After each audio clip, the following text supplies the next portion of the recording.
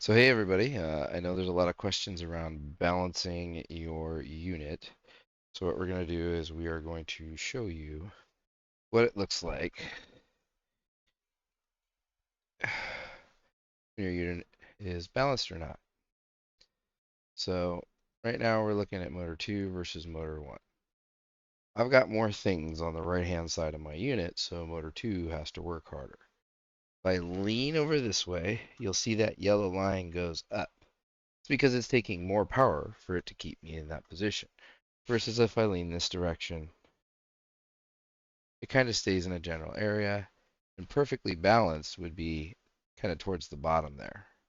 But it's kind of hard for my body to keep that way. And if I'm leaning back, it's about balanced anyway. So if I come down to motor 2 is obviously a little bit higher.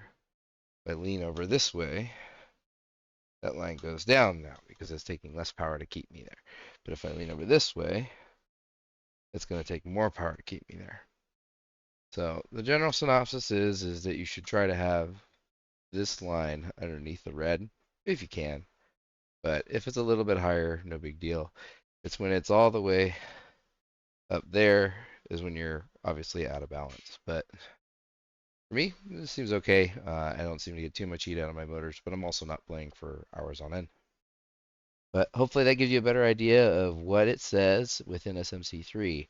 You're just kind of paying attention again to that yellow line here that tells you how much power is being used to keep it in that position.